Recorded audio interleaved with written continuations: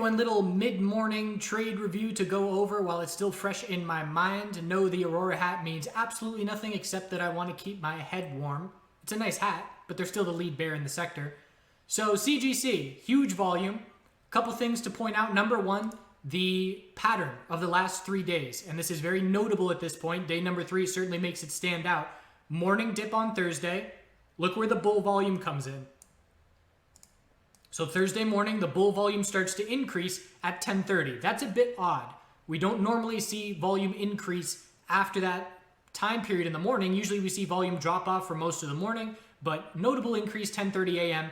High of the day hit at 11:15 a.m. Hourly consolidation from there. Friday, 10:30 a.m. Volume increasing. Again, a bit unusual. Second day in a row, it stands out. High of the day is hit at 11:10.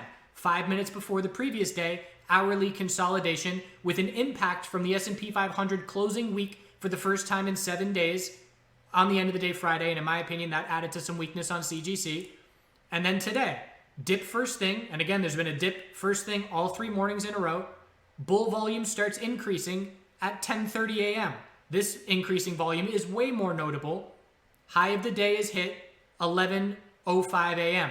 5 minutes sooner each day, but again this is notable enough to me that it tells me there's big money that is following the same pattern. Whether they're trying to accumulate, whether they're trying to squeeze shorts, I don't know what their game plan is overall, but it's clear that they are following a very similar pattern 3 days in a row now. And of course, now that everybody knows it, and now that it is this obvious, I doubt we will see it again. Also, the fact that APHA earnings tomorrow are going to dictate short-term direction. But again, noticing these patterns, very important little observations that we can make. So I want to go over some trades that I've been making because now that CGC is seeing volume and volatility, I'm in my happy place. This is what I love to see in the MJ sector because I am a short-term day trade flipper for the most part, and today was a great day for that. So just to go over my trades, and a lot of people say, why don't you just hold? Keep in mind that if I'm trading with a day trade position, it's a sizable portion of my account, and there's going to be an entry right now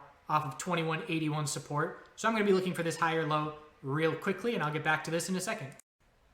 So I just exited a trade break even. I was looking for a 5-minute higher low to form, and watching the 2-minute time frame, I liked the base of support established at $22. I entered 22.08, had a target at 22.18, missed my target by 2 pennies, and then headed back down to support. So I decided to just exit break even. I had just gone 4 for 4 on my last 4 flips, and I don't want to ruin it here with a small red trade. Still expecting a 5-minute higher low, but I just didn't like the setup as far as my risk to reward. So looking back at how I have traded CGC, and again, I forget what I just said, but my point was I'm not going to hold one marijuana stock, a high sector, a high risk sector, and hold one name with 20% of my entire account. But when I'm day trading and I have a defined risk level on every trade, I'll trade 20% of my account, no problem in these names. So again, I'm able to risk more capital because my stops are so tight when I'm doing these short-term day trades. So my targets are very small here.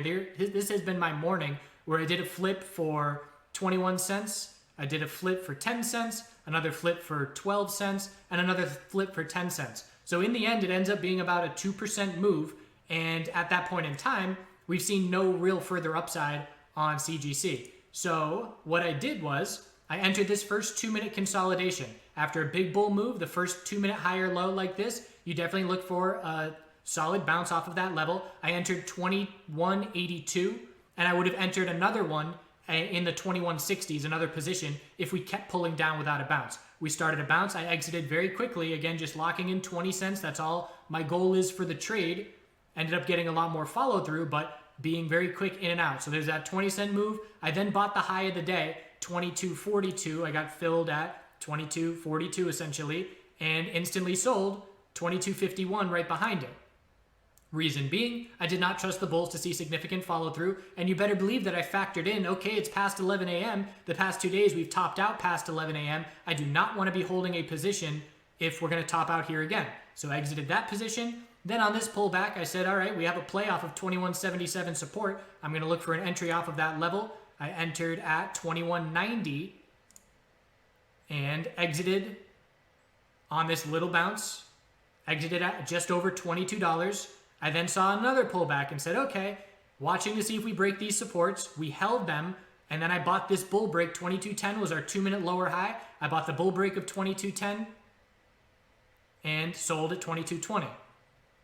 So 4 little flips based on 2-minute price action, using some information from the previous 2 days and noticing that pattern, and now patiently waiting for some more prolonged consolidation and for things to sort itself out. From here, we're going to be looking for APHA earnings to dictate short-term direction tomorrow pre-market, and that's going to dictate whether or not we get weekly trend change follow-through with 2248 breaking today. But again, if we were to see a red day tomorrow, if APHA misses and drops 10%, you better believe we're going to call this a triple top on CGC. So it is important to see what kind of reaction we get on APHA.